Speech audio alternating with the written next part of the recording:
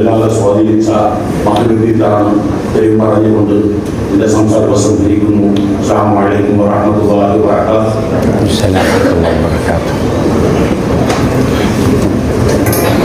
بسم الله وعلى بركة الله نستمع إلى الكلمات القيمة من الحبيب عمر بن حبيب. تكلم قليلا أنت تتكلمون فيهم قليلا. من الساعات تبدأ الكلام. نترجم إن شاء الله. ترجم لهم إن شاء الله. ما شاء الله لا قوة إلا بالله. السلام عليكم ورحمة الله تعالى وبركاته. الحمد لله، بارك الله لنا ولكم في لقائنا هذا. الحمد لله. الله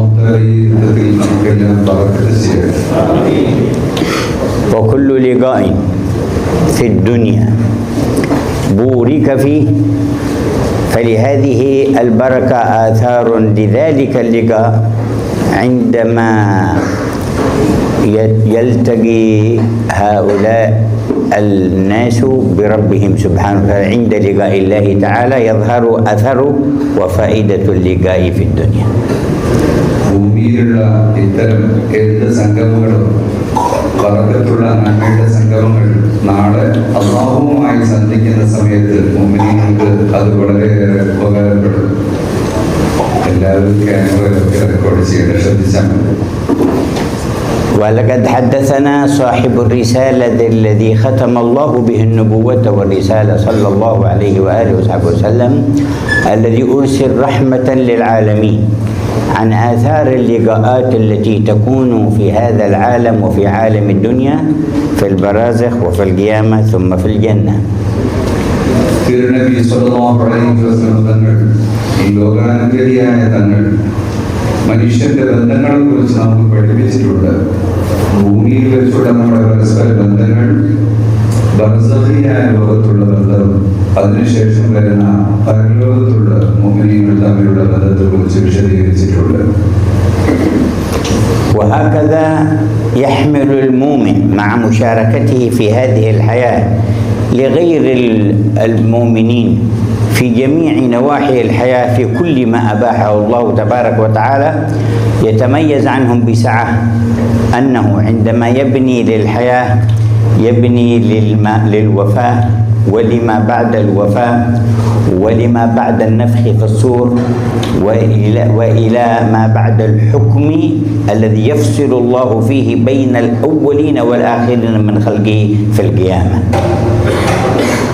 വിശ്വാസികളും അല്ലാത്തവരും തമ്മിലുള്ള വ്യത്യാസം, വിശ്വാസികളുടെ പ്രവർത്തനങ്ങൾ, അവരിവിടെ ചെയ്യുന്ന എല്ലാ കാര്യങ്ങളും അവരുടെ ശ്വാസം അവസാനിപ്പിച്ചതിന് ശേഷം, ഈ ലോകത്ത് നിന്ന് ഇവിടെ വന്നതിന് ശേഷം വരാൻ പോകുന്ന വലിയ ലോകത്തേക്ക് വേണ്ടിയുള്ളതാണ്.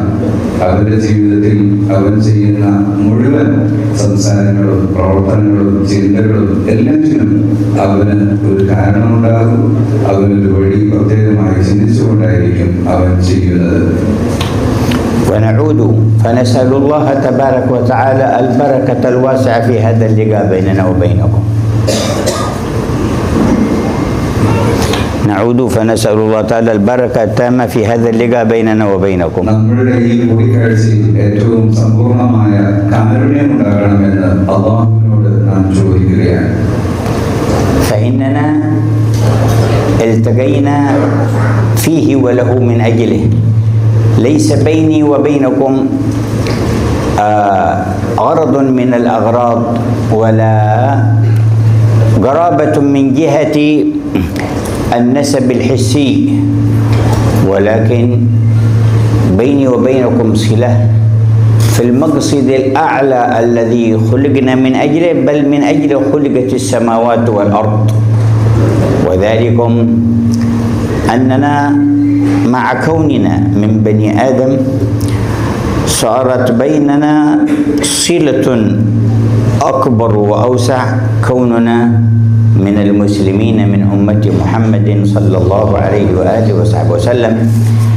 والاجتماع بين هذه الأمة من أجل الله أثره كبير. നാം തമ്മിൽ ഇവിടെ സംഘടിപ്പിച്ചതിന്റെ വിധാനം എന്താണ്? തമ്മിൽ കുടുംബപരമായ ബന്ധമൊന്നുമില്ല, അല്ലെങ്കിൽ പൂർവ്വകാല പരിചയവും ഇല്ല.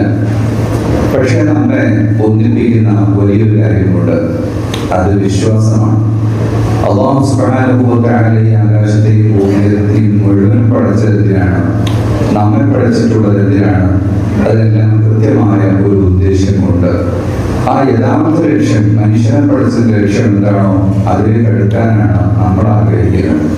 അതിൽ അല്ലാഹു തആല ഇവിടെ നമ്മൾ ഒരുമിച്ച് കൂട്ടിയിട്ടുള്ളതും അങ്ങനെയുള്ള ഒരു ലക്ഷ്യത്തിന്റെ പിറകിലാണ്. يقول صلى الله عليه وآله وسلم: ما تجالس اثنان في الله إلا أفاد الله أحدهما من صاحبه خيرا. നബി സല്ലല്ലാഹു അലൈഹി വസല്ലം പഠിപ്പിച്ചു, രണ്ട് വിശ്വാസികൾ തമ്മിൽ ഒത്തുചേർന്നാൽ എന്തെങ്കിലും ഒരു കാര്യം അത് അല്ലാഹു തആല നിശ്ചയിച്ചിട്ടുണ്ടാകും. ويقول: إذا التقى المسلمان فتصافحا وسمت بينهما 100 رحمة 90 لأكثرهما بشرا و10 للآخر. രണ്ട് മുഅ്മിനീങ്ങൾ തമ്മിൽ ഒരുമിച്ച് കൂടുകയും അവർ കൈകൾ കോർക്കുകയും ഷെയ്ക്ക് ഹാൻഡ് ചെയ്യുകയും ചെയ്താൽ അവിടെ 100 അനുഗ്രഹങ്ങൾ വരും. 100 അനുഗ്രഹങ്ങൾ വേണം. അതിൽ 90 അവർക്കിടയിൽ ഒരാളിൽ നിന്ന് മറ്റൊരാളിലേക്കും 10 മറ്റൊരാളിൽ നിന്ന് ഇയാളിലേക്കും എങ്ങനെയെങ്കിലുള്ള കാരുണ്യങ്ങൾ അവിടെ അല്ലാഹു തആല വർഷിക്കും എന്നാണ്. وكل اللقاءات التي تتم في الدنيا على نيات صالحة تذكر في العالم الأعلى وبين الملائكة وفي السماء بخير ويدعو الملائكة لأصحابها. ഭൂമിയിൽ സംഗമിക്കുന്ന ഈ സംഗമങ്ങളെ വാനലോകത്ത് ചർച്ച ചെയ്യപ്പെടും. മലക്കുകൾ അതിനെക്കുറിച്ച് പറയും. അവർ മനുഷ്യർക്കിടയിലുള്ള ഈ ബന്ധങ്ങളെ അവിടെ വാഴ്ത്തുകയും അവിടെ രേഖപ്പെടുത്തുകയും ചെയ്യും. ومن زار خله في الله يقول صلى الله عليه وسلم شيعه 70,000 ملك. إن زاره في الصباح يستغفرون له إلى المساء وإن زاره في المساء يستغفرون له إلى الصباح. ഒരു സഹോദരനെ സന്ദർശിക്കുന്നതിന് വേണ്ടി ഒരാൾ പുറപ്പെട്ടാൽ 70,000 മലക്കുകൾ അവന് വേണ്ടി പ്രാർത്ഥിച്ചുകൊണ്ടിരിക്കും. രാവിലെയാണെങ്കിൽ വൈകുന്നേരം വരെ ആ പ്രാർത്ഥന തുടരും. രാത്രിയാണെങ്കിൽ നേരെ വെളുക്കുവോളം ആ പ്രാർത്ഥന തുടരും. ونحن في مجلسنا تزاورنا، جئت أزوركم وجئتم أيضا فزرتمونا، وما من دافع لهذه الزيارة إلا أننا نريد وجه الخالق الذي خلق واستعدادا للقائه لنلقاه وهو راض عنا. നിങ്ങളെ കണ്ടു, നിങ്ങളും അതുപോലെ എന്നെ കാണാൻ വേണ്ടി നിങ്ങൾ വിളിച്ചുകൂടി. തീർച്ചയായും അല്ലാഹു സുബ്ഹാനഹു വ തആല ഇത് നമുക്ക് വലിയ അനുഗ്രഹം ചെയ്യും. ഇതിന് മഹത്തായ ഫലവും ഉണ്ടാകും. كل مقبول منا في هذه الزيارة يستغفر له 70,000 ملك من هذا المساء إلى الصباح، والواحد منا لو أراد أن يستأجر 70,000 عامل من المساء إلى الصباح يحتاج كم أجرة يعطيهم حتى يشتغلوا عنده هؤلاء وهم بنو آدم مثله، لكن هؤلاء ملائكة من عند الله يشتغلون لنا بمجرد التزاور في الله، ولكل واحد 70,000 مجان من دون نعمل شيء إلا أننا تزاورنا في الله. നമ്മുടെ ഈ സംഗമത്തിലുള്ള ഓരോരുത്തരുടെ പിന്നാലെ ഇപ്പോൾ 70,000 മലക്കുകൾ നമുക്ക് സൈന്യത്തിന് വേണ്ടി പ്രാർത്ഥിച്ചുകൊണ്ടിരിക്കുകയാണ്. എത്രായിരം മലക്കുകൾ ഉണ്ടാകും? നമ്മുടെ 70,000 ആളുകൾ മനുഷ്യ സേവനത്തിന് കിട്ടണമെങ്കിൽ എത്രായിരം കോടികൾ അധ്വാനവും സമയവും പണവും അതിനെ ചെലവഴിക്കണം. യാതൊരു ചെലവില്ലാതെ മലക്കുകളുടെ 70,000 മലക്കുകളുടെ സേവനം നമുക്ക് ഓരോരുത്തർക്കും കിട്ടുകയാണ് ഈ ഒറ്റ സംഗമത്തിന്റെ കാരണമുള്ളത്. وهكذا معاملة الله تبارك وتعالى مع خلقه. ഇങ്ങനെയാണ് അല്ലാഹു മനുഷ്യരോട് ചെയ്യുന്ന ഒരു പ്രവർത്തനം. അല്ലാഹുവിന്റെ രീതി അങ്ങനെയാണ്. لذا وجب أن يكون أحسن الخلق تعاملا مع الخلق هم المؤمنون به من هؤلاء الخلق. അല്ലാഹുവിനോടെങ്കിലും ഏറ്റവും കാരുണ്യം ചെയ്യുന്നുണ്ടെങ്കിൽ അത് അല്ലാഹുവിനോട് വിശ്വസിക്കുന്ന മനുഷ്യർക്ക് തന്നെയാണ്. يقول صلى الله عليه وسلم: أكمل المؤمنين إيمانا أحسنهم أخلاقا. ആരാണ് ഏറ്റവും നല്ല മുഅ്മിൻ എന്ന് ചോദിച്ചാൽ the best of them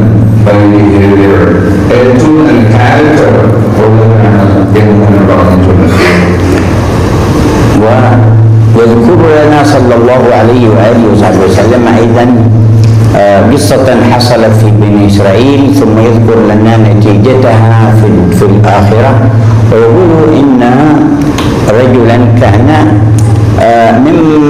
من المسرفين على أنفسهم، مقصرا في طاعة ربه، مقصرا في أداء الواجبات، وكان يمشي في صحراء وعنده ماء، فرأى سواد إنسان مرمي فأقبل عليه، فلما قرب منه عرفوا وأنه رجل كان من العباد والصلحاء من بني إسرائيل، من أوليائهم وصلحائهم، فأخذها يشاور نفسه يقول: إن أنا سقيته هذا الماء، هذا يقين من العطش في هذه الصحراء سقطت، فإن أنا سقيته مائي تعرضت أنا لأن أعطش وقد أجد ماء وقد لا أجد، وإن أنا تركت هذا الإنسان في هذه الصورة ثم ذهبت ما أظن أن يرحمني الله بعدها أبدا، فآثر أن يسقيه، فنزل وقطر الماء في الفم حتى أفاض ثم سقاه. ബനു ഇസ്രായേലുകളിൽ നടന്നൊരു സംഭവത്തെ നബി സല്ലല്ലാഹു അലൈഹി വസല്ലം തങ്ങൾ വിശദീകരിക്കുന്നുണ്ട്. വഴിവിട്ട ജീവിതം നയിച്ച, ബാധ്യതകൾ നിറവേറ്റാത്ത, ജീവിതത്തിൽ ഉത്തമമായ മാർഗത്തിലൂടെ സഞ്ചരിക്കാത്തൊരു മനുഷ്യൻ, അദ്ദേഹം വിജനമായ ഒരു ഭൂമിയിലൂടെ നടന്നു പോകുന്നു. അവിടെ സ്വാലിഹായ അള്ളാഹുവിന്റെ സാമീപ്യം കരസ്ഥമാക്കിയ മറ്റൊരു മനുഷ്യൻ കടന്നു വരുന്നു. അവർ തമ്മിൽ കാണുമ്പോൾ അവർ മഹാനവറുകൾ ആലോചിക്കുന്നത്, എന്റെ കയ്യിലുള്ള വെള്ളം ഈ മനുഷ്യന് ഞാൻ കുടിപ്പിച്ചാൽ എന്ത് സംഭവിക്കും? ഈ മനുഷ്യൻ ഈ വെള്ളം കൊടുക്കാതെ പോയാൽ അവൻ വെള്ളം കിട്ടാതെ അവിടെ കിടക്കും. അതേ സമയത്ത് ആ വെള്ളം ഞാൻ കൊടുക്കാതെ പോയാൽ അള്ളാഹുവിന്റെ കാരുണ്യം എനിക്ക് നഷ്ടപ്പെടുകയും ചെയ്യും. അപ്പോ ഈ മനുഷ്യൻ ഏതു തരത്തിൽ ഉള്ളവനാണെങ്കിലും മനുഷ്യന്റെ പരിഗണന കൊടുത്ത് അവന് ഈ പാനീയം ഞാൻ കുടിപ്പിക്കേണ്ടതുണ്ട് എന്ന് ബഹുമാനപ്പെട്ടവർ മനസ്സിലാക്കുന്നു. قال صلى الله عليه وسلم: فإذا كان يوم القيامة أمر بذلك الرجل المقصر إلى النار فتأخذه الملائكة فيرفع له ذلك الرجل الذي سقاه فينادى عليه ويصيح: يا فلان فعلت معك معروفا في الدنيا، فإن كان لك عند الله منزلة فاسأله وتشفع فيها. يقول: من أنت؟ يقول: أنا الذي سقيتك في يوم كذا وكذا، فيتذكر ويقول: يا ربي إن هذا فعل معروفا معي ونفعني، فإن كنت تسمع دعائي وتقبل شفاعتي فشفعني فيه. قال صلى الله عليه وسلم: فينادي الله للملائكة أن أطلب عبدي وخذ بيده وأدخله معك الجنة، فيدخل معه الجنة. മോശമായ ജീവിതം നയിച്ച ആള് സ്വാലിഹായ മനുഷ്യന് വെള്ളം കൊടുത്ത കാരണം കൊണ്ട് നാളെ ആഖിറത്തിൽ ചെല്ലുന്ന സമയത്ത് ആ മനുഷ്യൻ അള്ളാഹുവിനോട് ഈ ദുർമാർഗിയായ മനുഷ്യന് വേണ്ടി ശഫാഅത്ത് ചെയ്യുകയും അവൻ വെള്ളം കൊടുത്ത ഒരൊറ്റ കാരണം കൊണ്ട് അവന്റെ പാപങ്ങൾ പുറത്ത് അവന് സ്വർഗത്തിലേക്ക് പോകാനുള്ള വഴി ഒരുക്കി കൊടുക്കുകയും ചെയ്യുന്നു എന്നാണ്. وليس هذا بغريب ولا بعيد، كيف وقد أخبرنا في حديثه الصحيح أن الله غفر لعاصية من عصاة بني إسرائيل بسقيها لكلب كان يلهث من العطش، فرجعت إلى البير وملأت خفها ماء فسقته فغفر الله لها بسقي ذلك الكلب. ബനു ഇസ്രായേലിൽപ്പെട്ട ഒരാൾ നടന്നു പോകുമ്പോൾ വഴിയിൽ കണ്ട ദാഹിച്ചു പരവശനായ ഒരു പട്ടിക്ക് തന്റെ ഷൂ ഉപയോഗിച്ച് കിണറ്റിൽ നിന്ന് വെള്ളം കോരി കുടിപ്പിച്ച അക്കാരണം കൊണ്ട് അവർ സ്വർഗസ്ഥനായ കാര്യം റസൂലുള്ളാഹി സ്വല്ലല്ലാഹു അലൈഹി വസല്ലം തങ്ങൾ നമ്മോട് ഉണർത്തുന്നുണ്ടല്ലോ. فإذا كانت نالت المغفرة بسقي كلب فكيف لو خدمت آدميا، فكيف لو خدمت مسلما من المسلمين وبذلت إليه المعروف. ഒരു പട്ടിക്ക് സേവനം ചെയ്തതുകൊണ്ട് സ്വർഗം ലഭിച്ചുവെങ്കിൽ അത് മനുഷ്യനാണെങ്കിലോ ആ മനുഷ്യൻ തന്നെ വിശ്വാസി കൂടിയാണെങ്കിലോ എത്രമാത്രം വലുതായിരിക്കും അതുകൊണ്ട് ലഭിക്കുന്ന ഫലം. ومن هنا نعلم حقيقة من الحقائق يجب أن لا تغيب عن أذهاننا أننا منتمين لدين يحمل النفع للخلائق. ഇതിൽ നിന്നെല്ലാം നമുക്ക് മനസ്സിലാകുന്നത് നമ്മൾ വിശ്വസിക്കുന്ന, നമ്മൾ നിലകൊള്ളുന്ന ഒരു വിശ്വാസം എന്ന് പറയുന്നത് മനുഷ്യന്, ഈ ലോകത്തിന്, മാനുഷിക സമൂഹത്തിന് വളരെ വലിയ സന്ദേശങ്ങൾ നൽകുന്ന ഒരു മതമാണ് എന്നാണ്. الشعار في هذا الدين ما قال نبينا الامين سيدنا محمد صلى الله عليه وسلم: الخلق كلهم عيال الله، يعني عباده عالة عليه، هو الذي يتكفل بهم ويرزقهم ويرعى مصالحهم. الخلق كلهم عباد الله، احبهم الى الله انفعهم لعياله. فهذه نظرة الدين الى علاقتنا بالخلق اجمعين. റസൂലുള്ളാഹി സ്വല്ലല്ലാഹു അലൈഹി വസല്ലം തങ്ങൾ ഓർമ്മപ്പെടുത്തിയത് സൃഷ്ടികൾ മുഴുവനും ഒരു കുടുംബമാണ്. കുടുംബമാകുമ്പോൾ അവർ പരസ്പരം സഹകരിച്ച് ജീവിക്കേണ്ടവരാണ്. ഈ ഒരു കാഴ്ചപ്പാട് മനുഷ്യനും വിശ്വാസിയെന്നോ അതിനപ്പുറത്ത് മനുഷ്യനെന്നോ അതിൻ്റെയും അപ്പുറത്ത് മൊത്തം സൃഷ്ടികളിലേക്കുള്ള ഒരു വലിയ പാരസ്പര്യത്തിന്റെയും സ്നേഹത്തിന്റെയും അനുകമ്പയുടെയും ബാധ്യതയാണ് നമ്മളിവിടെ ഓർമ്മപ്പെടുത്തുന്നത്. تنافع الناس لبعضهم البعض قد ينطلق إليه بعض الناس بحكم الفطرة وبحكم الطبيعة، وهذا خير، ولكنه خير في هذه الحياة البصيرة وحدها. لكن المسلم والمؤمن بالله يحرص على نفع الآخرين لأجل وجه ربه جل جلاله، فيكون نفع ذلك له في دنياه، في عمره، في نفسه، في أهله، في ولده، عند موته، في برزخ، في القيامة، إلى دار الكرامة مهما دخل الجنة.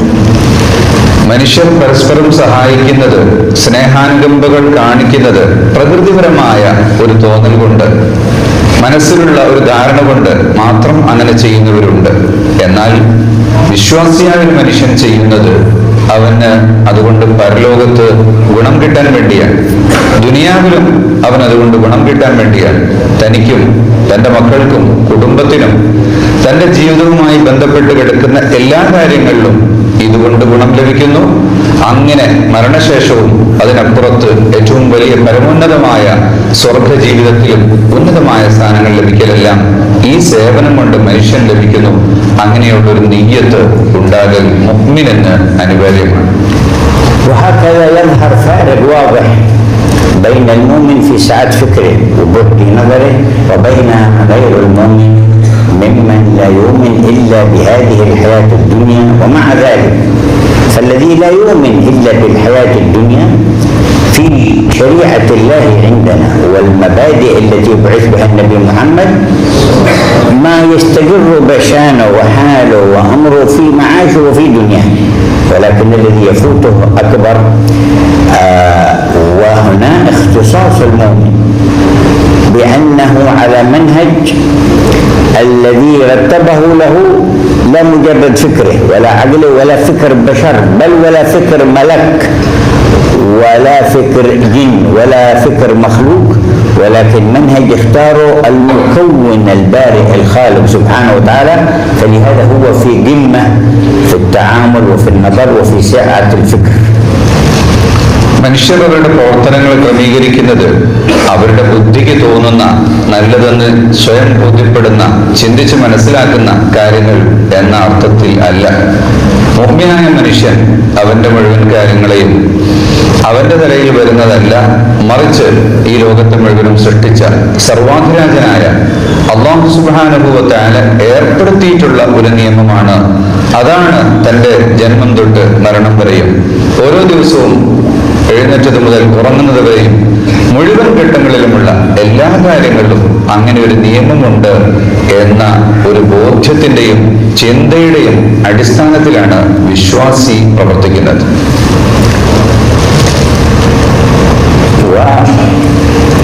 لهذا نحن نفرح باللقاء معكم والجلوس في هذه الساعات. السرعات التي نرجو لها آثارا كبيرة في الحياة الدنيا والآخرة. وهذا الأمر الذي ينبغي أن يكون يوم تقوم الساعة وبعد حكم الله تبارك وتعالى، مع أننا نستشعر أنه ما تصاحب اثنان في ساعة من ليل ونهار إلا سألهم الله عن صحبتهما هل أقام حق الله فيها، ونرجو أن نقوم بحق الله في هذه المجالسة بيننا بما يطلع الله فيه على قلوبنا من تحابب فيه ومن أجله ومن إرادة الوعي لأسرار منهجه والعمل به في الحياة لنغنم خير الحياة وخير الوفاء وما بعد الوفاء. അതുകൊണ്ട് തന്നെ ഈ ഒരു ഒരുമിച്ചുകൂടലിൽ ഞാൻ വളരെയേറെ സന്തോഷിക്കുന്നുണ്ട്. നമ്മൾ തമ്മിലുള്ള ഈ ബന്ധം ഒരുപാട് വലിയ അനുഗ്രഹങ്ങൾക്ക് കാരണമായി തീരുന്നുണ്ട്. അല്ലാഹുവിന്റെ ആജ്ഞകൾ അറിയാനും അതിന്റെ ഗുണങ്ങൾ മനസ്സിലാക്കാനും അത് ജീവിതത്തിൽ പകർത്താനും അതിലൂടെ വരും ലോകത്ത് വിജയം ലഭിക്കാനും തീർച്ചയായും നിങ്ങൾ കണ്ടുമുട്ടിയിട്ട് എന്താണ് ചെയ്തത് എന്നത് അല്ലാഹുവിന്റെ ഭാഗത്ത് നിന്ന് ചോദ്യമുണ്ടാകും. ഏതൊരു സംഗമത്തെക്കുറിച്ചും ചോദ്യമുണ്ടാകും. ആ സംഗമത്തിൽ നാം കൈമാറിയിട്ടുള്ള നന്മകളെ നാളെ ആഖിറത്തിൽ വലിയ അനുഗ്രഹങ്ങളായി കാണാൻ സാധിക്കും എന്നതുകൊണ്ട് തന്നെ വലിയൊരു സന്തോഷം യഥാർത്ഥത്തിൽ നമ്മുടെ മനസ്സിലുണ്ട്. അല്ലാഹു ആ നിലക്കുള്ള ഒരു സംഗമമാക്കി ഇതിനെ മാറ്റി തരട്ടെ. في الحديث يقول صلى الله عليه وسلم إذا كان يوم القيامة نادى مناد من قبل الله أين المتحابون في، أين المتجالسون في، أين المتزاورون في، اليوم أظلهم في ظل عرشي يوم لا ظل إلا ظلي. പരലോകത്ത് വെച്ച് അല്ലാഹു തആല ചോദിക്കും, എവിടെ എന്നെ വിശ്വസിച്ചുകൊണ്ട് എന്റെ കാര്യത്തിൽ പരസ്പരം സ്നേഹിച്ചവരെവിടെ, എന്റെ കാര്യത്തിൽ പരസ്പരം സഹകരിച്ചവരെവിടെ, എന്റെ കാര്യത്തിൽ അഥവാ എന്നിലുള്ള വിശ്വാസത്തിന്റെ പേരിൽ പരസ്പരം സന്ദർശിച്ചവരെവിടെ എന്ന് ചോദിച്ചുകൊണ്ട് അതിനെല്ലാം അവിടെ പ്രാധാന്യം നൽകപ്പെടും. وقال في الحديث الصحيح الآخر المتحابون في الله على منابر من نور يوم القيامة يربطهم الأنبياء والشهداء. പരസ്പരം സ്നേഹിച്ചവർ അവർ പ്രകാശിതമായ ഒരു രീതിയിലായിരിക്കും പരലോകത്ത്. അവർക്ക് മലക്കുകളുടെ അകമ്പടി കൂടി ഉണ്ടാകും.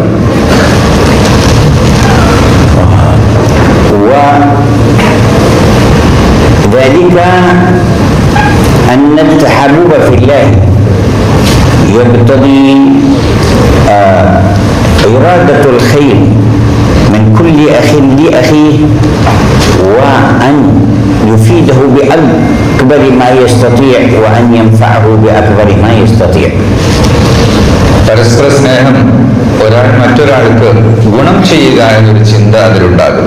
എന്തു ഗുണം ചെയ്യുക എന്ന് പറഞ്ഞാൽ ചെയ്യാൻ കഴിയുന്നതിൽ ഏറ്റവും വലിയ ഗുണങ്ങൾ അവരിലേക്ക് എത്തിക്കുക എന്നൊരു ചിന്ത ആ ബന്ധങ്ങൾക്കും സംഗമങ്ങൾക്കും സ്നേഹങ്ങൾക്കും ഉണ്ടാകണം.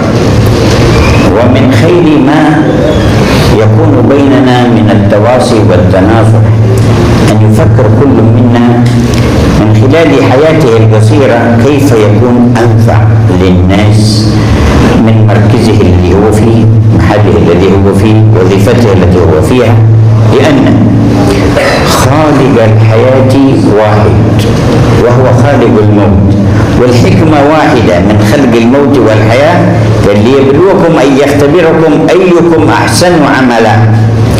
وبذلك نعلم أن كسب الثواب والدرجات عند الله لا ينحصر في بقعة ولا في مكان، ولكن المؤمن كالمطر أينما وقع نفع، ينفع من مركزه الذي هو فيه، من وظيفته التي هو فيها، من مقامه الذي هو فيه في هذه الحياة الدنيا.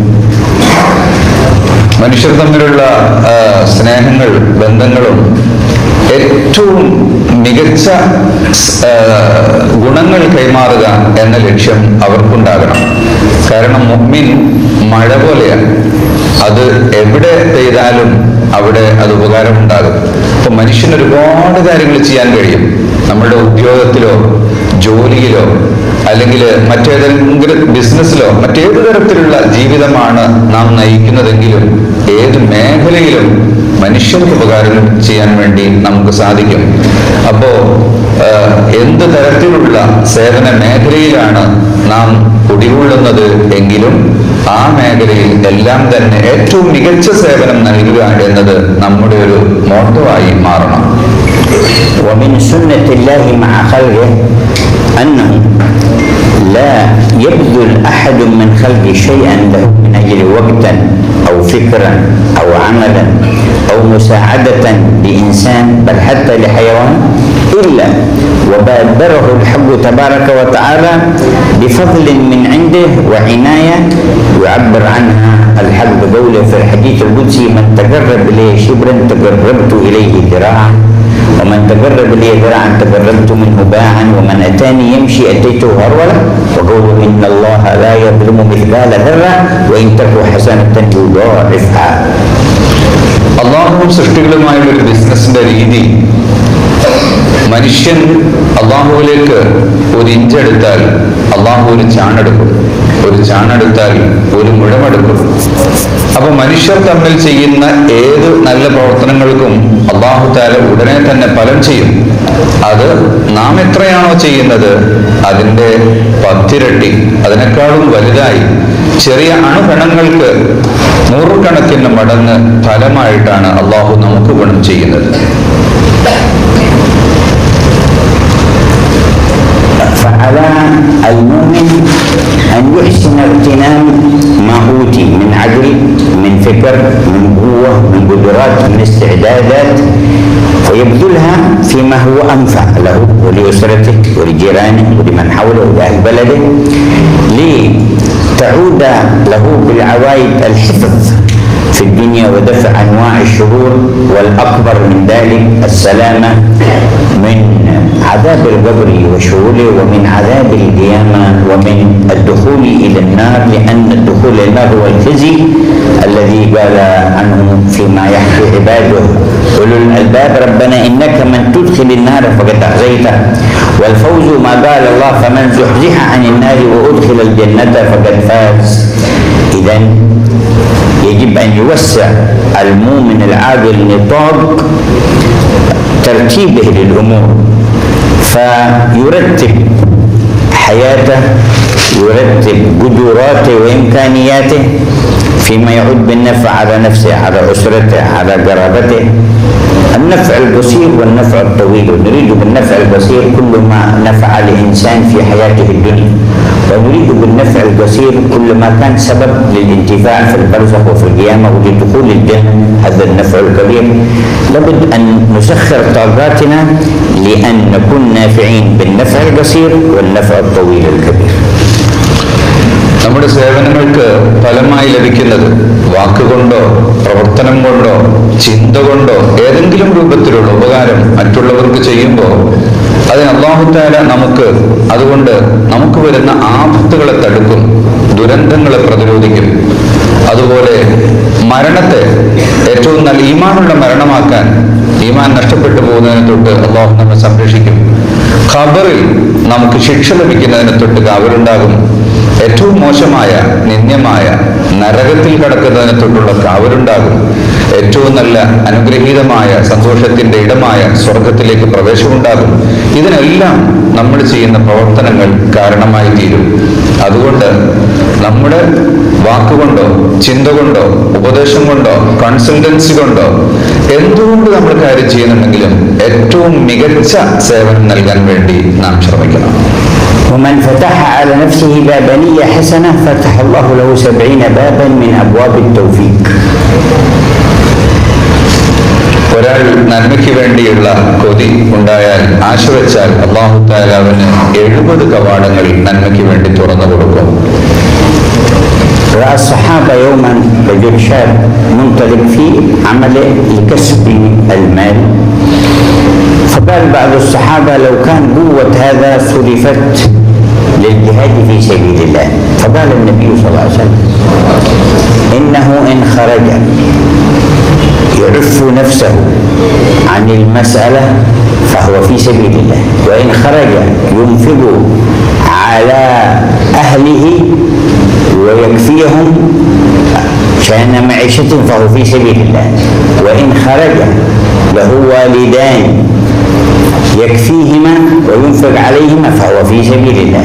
وإن خرج يعول غريبا أو فقيرا أو أرملة فهو في سبيل الله. وإن خرج مكاثرا مفاخرا فهو في سبيل الشيطان. ആരോഗ്യവാനായ ഒരാൾ ഭൗതിക സമ്പാദ്യത്തിന് വേണ്ടി പ്രവർത്തിക്കുന്നത് കണ്ടപ്പോൾ സ്വഹാബികളിൽ ചിലർ പറഞ്ഞു, ഈ ആരോഗ്യവും ബുദ്ധിയുമെല്ലാം ധർമ്മസമര പോരാട്ടത്തിന് വേണ്ടി ഇറങ്ങുകയാണെങ്കിൽ എത്ര നന്നായിരുന്നു.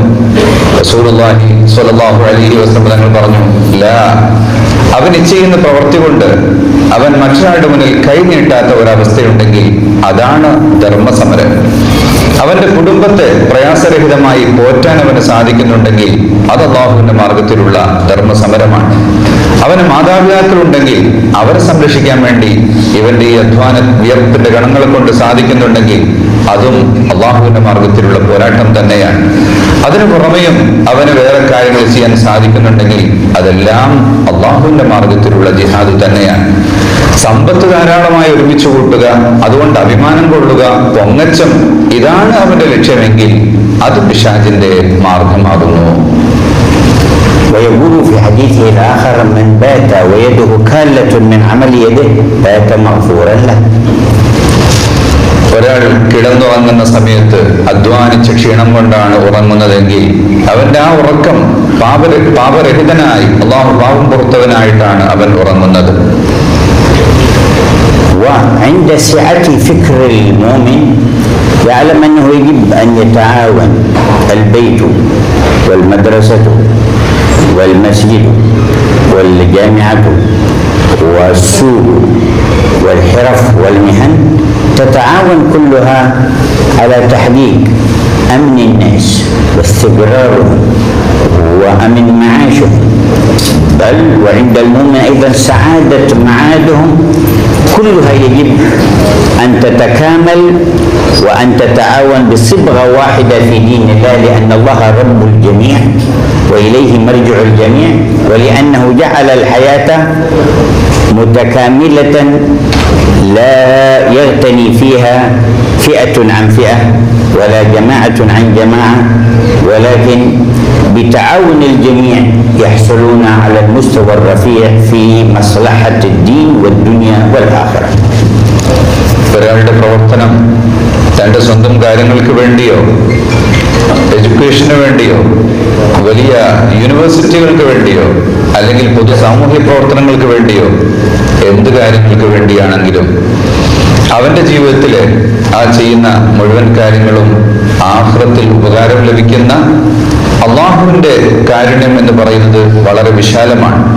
അതുകൊണ്ട് തന്നെ ജീവിതത്തിന്റെ ഏത് തലങ്ങളിൽ നിന്നുകൊണ്ടാണ് പ്രവർത്തിക്കുന്നതെങ്കിലും അതെല്ലാം അവന് ആഖിറത്തിൽ ഉപകാരം കിട്ടുന്ന, ഗുണം കിട്ടുന്ന വലിയ കാര്യങ്ങളാണ്. ആ ഒരു ചിന്തയോടുകൂടി നമ്മളുടെ അധ്വാനത്തെയും പ്രവൃത്തിയെയും ക്രമീകരിക്കുകയും ഉദ്ദേശ്യം ശുദ്ധിയായിരിക്കുകയും ചെയ്യുക എന്നതാണ് വളരെ പ്രധാനപ്പെട്ടത്. لحظات مضت بيننا وبينكم نسأل الله يجعل عاقبتها خيرا في الدنيا والآخرة. നമ്മൾ തമ്മിലുള്ള ഈ കുറഞ്ഞ സമയത്തെ ബന്ധം ദുനിയാവിലും ആഖിറത്തിലും ഉപകാരമുള്ളതാക്കി തരട്ടെ. لننجح في لقائنا هذا ونستثمر منه الخيرات في اللحظات نحضر قلوبنا مع الإله الذي جمعنا. ഈ ഒരു കുറഞ്ഞ നിമിഷങ്ങൾ നമ്മുടെ ഹൃദയത്തെ അല്ലാഹുവിന് സമർപ്പിക്കാൻ ഉള്ളൊരു അവസരമായി നാം ഉപയോഗപ്പെടുത്തുക. ونتوجه إليه ونحن نرى أنه مطلع على ما في ضمائرنا ونرجو أن يطلع على نيات صالحة من المتكلم والسامع. നമ്മുടെ ഹൃദയം അള്ളാഹു കാണുന്നുണ്ട്, പറയുന്നവരെയും കേൾക്കുന്നവരെയും അള്ളാഹു നോക്കുന്നുണ്ട് എന്നുള്ള നല്ലൊരു ബോധത്തോടുകൂടി നാം അള്ളാഹുവിന്റെ മുന്നിലാണ് ഇരിക്കുന്നത് എന്ന പൂർണ്ണമായ ഒരു ധ്യാന മനസ്സുമായി എല്ലാവരും ഇരിക്കുക. ഹൃദയം തുറന്നു വെക്കൂ, അള്ളാഹുവിലേക്ക് തിരിയാൻ.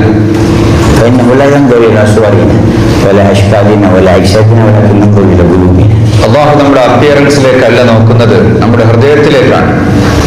وإذا كنا نريده فلنحضر قلوبنا معه. അള്ളാഹുവിനെ നാം ഉദ്ദേശിക്കുന്നുണ്ടെങ്കിൽ നമ്മുടെ ഹൃദയത്തിൽ അവനെ നാം ഓർക്കണം.